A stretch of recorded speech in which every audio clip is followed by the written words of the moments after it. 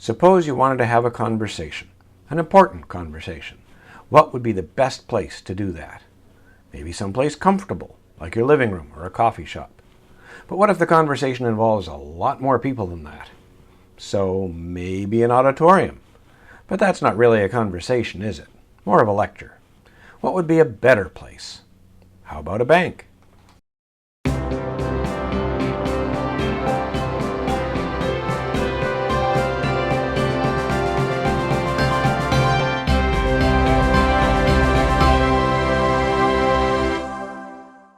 The Union Bank of Canada made its name on the prairies in the 19th century with small, local branches to support farmers. They had urban branches too, and in 1919 they commissioned a new branch for downtown Vancouver. This was to be a grand shrine to money, something that proclaimed that the Union Bank was wealthy, solid, and permanent. Alas, it was not to be. 4 years later, the Union Bank was in difficulty and got absorbed into the Royal Bank of Canada, which already had a downtown Vancouver branch and didn't need this one. The shrine was sold. The sign was changed to the Bank of Toronto. Decades later, the sign said the Toronto Dominion Bank. Finally, in 2000, it changed one more time. Morris J. Wosk Centre for Dialogue, which is part of Simon Fraser University. What is a Centre for Dialogue? It exists to foster shared understanding and positive action through dialogue and engagement. And how do they do that? The way that the building is constructed with these concentric circles means that there's really no head of the room, and that there's a sense of every voice being important as we explore those issues that are most pressing for society. Everyone can see each other.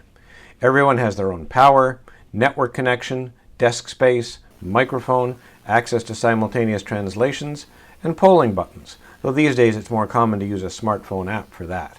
You could imagine a lecture theater flipped on its head. Instead of having everyone looking at the front of the room, looking for guidance or knowledge from a single person, you have everybody looking at each other within the room, so that even if there is some sort of talk or lecture, the focus then becomes on discussion amongst everyone present about those ideas. While this room is the heart of the Wosk Centre, it's not the whole thing. Most of the rest of the building is constructed for flexible spaces where we can have people seated in rounds, where we can have people doing movement or other sorts of facilitated exercises that allow people to express themselves in different ways and allow all different sort of styles of learning and styles of communication to be catered to, because not everybody likes to express themselves in the same way. The Wosk Centre is also a team of people who believe in the power of dialogue, whether it happens in this building or not. One example that's important in British Columbia today is the increased prevalence of wildfires. Numerous folks approach the centre expressing that wildfires, we know, is a huge and pressing problem across the province. The centre created the Mitigating Wildfire Initiative to bring together disparate voices that are touched by this issue.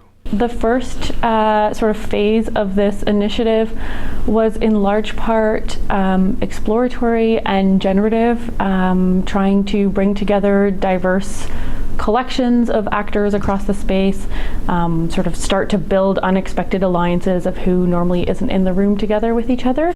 What are some of those voices? We were very honored to be able to support FNS, which is the First Nations Emergency Services Society, and FNFC, First Nations Forestry Council, to sort of act as a secretariat to galvanize a gathering around Indigenous fire stewardship that happened in Tk'emlúps this past February. How have past practices contributed to the problem? Over the last 150 years, we got very, very good at putting fires out.